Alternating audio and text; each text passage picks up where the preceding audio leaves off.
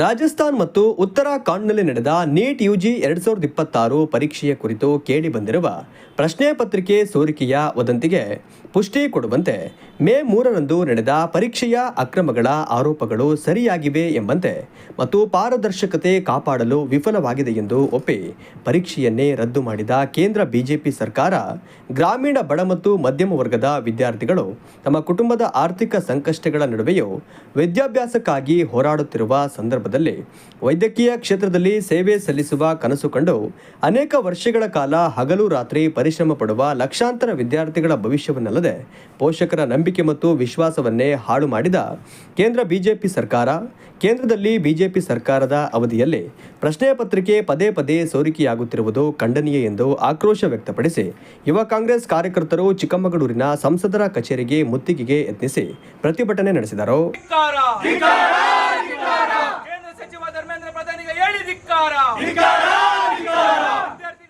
ವಿದ್ಯಾರ್ಥಿಗಳ ಜೀವನದ ಮೇಲೆ ಚೆಲ್ಲಾಟಾಡಿದ ಕೇಂದ್ರ ಸರ್ಕಾರಕ್ಕೆ ಪೂಜಾರಿಗೆ ಹೇಳಿ ಧಿಕ್ಕಾರ.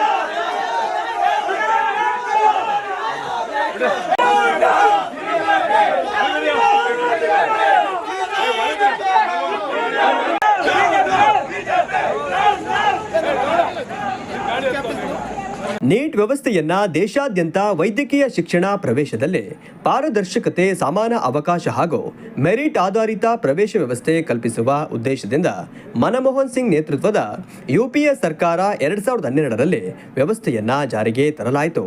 ಆದರೆ ಇಂದು ಅದೇ ವ್ಯವಸ್ಥೆ ಪ್ರಶ್ನೆ ಪತ್ರಿಕೆ ಸೋರಿಕೆ ಆರೋಪಗಳು, ಕೋಚಿಂಗ್ ಮಾಫಿಯಾ, ಪರೀಕ್ಷಾ ಅಕ್ರಮ ಮತ್ತು ಹಣದ ಪ್ರಭಾವದಿಂದ ತನ್ನ ಮೂಲ ಉದ್ದೇಶವನ್ನೇ ಕಳೆದುಕೊಳ್ಳುತ್ತಿರುವಂತಾಗಿದೆ ಎಂದು ಬ್ಲಾಕ್ ಕಾಂಗ್ರೆಸ್ ಅಧ್ಯಕ್ಷರಾದ ಮಂಜೇಗೌಡ ಆಕ್ರೋಶ ವ್ಯಕ್ತಪಡಿಸಿದರು. ಇತ್ತೀಚಿನ ದಿನಗಳಲ್ಲಿ ಕೇಂದ್ರ ಬಿಜೆಪಿ ಸರ್ಕಾರ ಅಧಿಕಾರಕ್ಕೆ ಬಂದು 12 ವರ್ಷದಲ್ಲಿ ಸುಮಾರು 90 ಬಾರಿ ನೀಟ್ ಪತ್ರಿಕೆ ಸೋರಿಕೆಯಾಗುತ್ತೆ ಅಂದರೆ ಇವರು ಬಡ ಮಕ್ಕಳ ಮೇಲೆ ಮತ್ತು ಕಷ್ಟಪಟ್ಟು ಓದುವಂಥ ಮಕ್ಕಳ ಮೇಲೆ ಸವಾರಿ ಮಾಡುವಂಥ ಕೆಲಸವನ್ನು ಯಾರಾದರೂ ಮಾಡಿದರೆ ಅದು ಬಿ ಜೆ ಪಿಯ ಸರ್ಕಾರ, ಬಿ ಜೆ ಪಿಯ ನಾಯಕರು.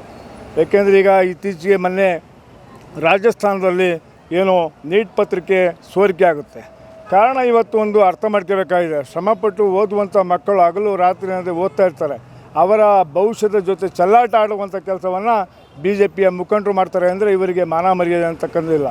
ಮೊದಲು ತಕ್ಷಣವೇ ಧರ್ಮೇಂದ್ರ ಪ್ರಧಾನರನ್ನು ಸಚಿವ ಸ್ಥಾನದಿಂದ ವಜಾ ಮಾಡಬೇಕು. ನರೇಂದ್ರ ಮೋದಿ ಅವರು ತಾಕತ್ತಿದ್ದರೆ ಬೇರೆ ವಿಚಾರ ಹೇಳ್ತಿರಲ್ಲ ನೀವು ಮೊದಲು ಈ ಕೆಲಸವನ್ನು ಮಾಡಿ. ಯಾಕೆಂದರೆ ಬಡವರು ಮತ್ತು ಕಷ್ಟಪಟ್ಟು ಓದುವಂಥ ವಿದ್ಯಾವಂತರಿಗೆ ಈ ಥರ ಮಾಡುವಂಥ ಅನ್ಯಾಯದ ಕೆಲಸವನ್ನು ಖಂಡಿಸಬೇಕಾಗಿದೆ. ಇವತ್ತು ನಮ್ಮ ಗುರಿ ಇಷ್ಟೇ, ಕಷ್ಟಪಟ್ಟು ಓದುವಂಥ ಮಕ್ಕಳಿಗೆ ನ್ಯಾಯ ಸಿಗಬೇಕು, ಅವರಿಗೆ ಒಳ್ಳೆಯ ಸ್ಥಾನಮಾನದಲ್ಲಿ ಅವಕಾಶವನ್ನು ಗುರುತು ಮಾಡಿ ಕೊಡಬೇಕಾದ ಕೆಲಸವನ್ನು ಕೇಂದ್ರ ಸರ್ಕಾರ ಮಾಡಬೇಕು. ಈ ಥರದ ಹಸ್ತಕ್ಷೇಪ ಮಾಡುವಂಥದ್ದು ಯಾರು ಇದರಲ್ಲಿ ಇನ್ವಾಲ್ವ್ ಆಗಿದ್ರೆ ಅವ್ರ ಮೇಲೆ ಕಠಿಣ ಕ್ರಮ ಕೈಗೊಂಡು ಇದು ಶಿಸ್ತು ಕ್ರಮಕ್ಕೆ ಒಳಗಾಗಬೇಕು, ಅವರಿಗೆ ಶಿಕ್ಷೆ ಆಗಬೇಕು ಅಂತಕ್ಕಂಥ ವಿಚಾರವನ್ನು ತಮ್ಮ ಮುಖಾಂತರ ಹಂಚ್ಕೊಳ್ಳೋಕ್ಕೆ ಇಷ್ಟಪಡ್ತಾ ಇದ್ದೀನಿ. ಚಿಕ್ಕಮಗಳೂರು ಜಿಲ್ಲಾ ಯುವ ಕಾಂಗ್ರೆಸ್ ವತಿಯಿಂದ ನಮ್ಮ ಸಂಸದರಾಗಿರ್ತಕ್ಕಂಥ ಕೋಟಾ ಶ್ರೀನಿವಾಸ ಪೂಜಾರಿ ಅವರ ಕಚೇರಿಗೆ ಮುತ್ತಿಗೆ ಹಾಕಿದ್ದೀವಿ. ಕಾರಣ ಇಷ್ಟೇ, ಈ ಕೇಂದ್ರದಲ್ಲಿ ಬಿ ಜೆ ಪಿ ಸರ್ಕಾರ ಯಾವತ್ತು ಬಂತು ಅವತ್ತಿಂದನೂ ಸಹ ಜನಸಾಮಾನ್ಯರಿಗೆ ಒಂದಲ್ಲ ಒಂದು ತೊಂದರೆ ಆಗ್ತಾನೆ ಬಂದಿದೆ.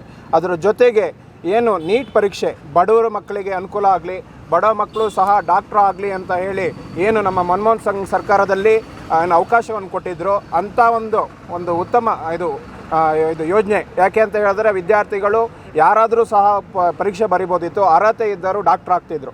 ಅಂಥ ಒಂದು ಪರೀಕ್ಷೆಯಲ್ಲೇ ಇವರು ಪ್ರಶ್ನೆ ಪತ್ರಿಕೆಯನ್ನು ಲೀಕ್ ಮಾಡಿ ಅವ್ರ ಮಕ್ಕಳಿಗೆ ಅನುಕೂಲ ಆಗಲಿ ಅಂತನೋ ಏನು ಅಂತ ಗೊತ್ತಾಗ್ತಿಲ್ಲ. ಇದೆಲ್ಲ ನೋಡ್ತಿದ್ದಾಗ ನಮಗೊಂದು ಅನುಮಾನ ಏನು ಅಂತ ಹೇಳಿದ್ರೆ UPSC ಎಕ್ಸಾಮ್ನಲ್ಲೂ ಸಹ ಇದೇ ಥರ ನಡೆದಿರ್ಬೋದು ಅಂತ ಹೇಳಿ ಅನುಮಾನ ಬರುತ್ತೆ. ಯಾಕೆ ಅಂತ ಹೇಳಿದ್ರೆ ಇತ್ತೀಚೆಗೆ ನಡೆದಿರ್ತಕ್ಕಂಥ ಕೆಲವು ರ್ಯಾಂಕ್ ಹೋಲ್ಡರ್ಸ್ಗಳು ನೋಡಿದ್ರೆ BJP ನಾಯಕರ ಮಕ್ಕಳಿದ್ದಾರೆ, ಕೆಲವು MP ಗಳ ಮಕ್ಕಳಿದ್ದಾರೆ. ಹಾಗಾಗಿ ಅವ್ರ ಮೇಲೆ ಖಂಡಿತವಾಗ್ಲಿಯೂ ಸಹ ಅನುಮಾನ ಬರುತ್ತೆ. ಇದೆಲ್ಲ ಆದಷ್ಟು ಬೇಗ ತನಿಖೆ ಆಗಬೇಕು. ಯಾರು ಲೀಕ್ ಮಾಡಿರ್ತಾರೆ ಅನ್ನೋದನ್ನು ಮೋದಿಯವರು ಕೂಡಲೇ ತನಿಖೆ ಮಾಡಬೇಕು. ಈಗಾಗಲೇ ಬೆಲೆ ಏರಿಕೆಯಿಂದ ಜನ ತತ್ತರಿಸಿ ಹೋಗಿದ್ದಾರೆ. ಅದ್ರ ಜೊತೆಗೆ ಅವ್ರ ಮಕ್ಕಳಿಗೆ ಪಾಪ ಕಷ್ಟಪಟ್ಟು ಕೆಲವರು ಟ್ಯೂಷನಿಗೆ ಕಳಿಸಿರ್ತಾರೆ, ವರ್ಷಗಟ್ಟಲೆಯಿಂದ ಓದಿ ಪರೀಕ್ಷೆಗೆ ತಯಾರಾಗಿರ್ತಾರೆ. ಅಂಥ ಸಂದರ್ಭದಲ್ಲಿ 22 ಲಕ್ಷ ವಿದ್ಯಾರ್ಥಿಗಳಿಗೆ ಇವರೇನು ತೊಂದರೆ ಕೊಟ್ಟಿದ್ದಾರೆ, ಆ ತೊಂದರೆ ಕೊಟ್ಟಾರೆ ಯಾರು ಅಂತ ಆದಷ್ಟು ಬೇಗ ಇವ್ರು ಶಿಕ್ಷೆ ಕೊಡಬೇಕಂತ ಹೇಳಿ ನಮ್ಮ ಚಿಕ್ಕಮಗಳೂರು ಜಿಲ್ಲಾ ಯುವ ಕಾಂಗ್ರೆಸ್ಸಿಂದ ಆಗ್ರಹಿಸ್ತಿದ್ದೇವೆ. ಆವರಣದಲ್ಲಿರುವ ನಮ್ಮ ಜಿಲ್ಲೆಯ ಕೋಟಾ ಶ್ರೀನಿವಾಸ ಪೂಜಾರಿ ಅವರ MP ಅವರ ಕಚೇರಿಗೆ ಮುತ್ತಿಗೆ ಹಾಕಿದ್ದು ಯುವ ಕಾಂಗ್ರೆಸ್ನ ವತಿಯಿಂದ ಇಂದು ನೀಟ್ ಪರೀಕ್ಷೆಯ ಹಗರಣವನ್ನು ಜನಗಳಿಗೆ ಮುಟ್ಟಿಸುವ ಸಲುವಾಗಿ ಮತ್ತು ಮಕ್ಕಳಿಗಾಗಿರುವ ಅನ್ಯಾಯವನ್ನು ತನಿಖೆ ಮುಖಾಂತರ ಕೇಂದ್ರ ಸಚಿವರಾದ ಧರ್ಮೇಂದ್ರ ಪ್ರಧಾನ್ ಅವರಿಂದ ಆಗಿರುವ ಅನ್ಯಾಯದ ವಿರುದ್ಧ ಕೇಂದ್ರದ ಸಚಿವರು ಮತ್ತು ಕೇಂದ್ರ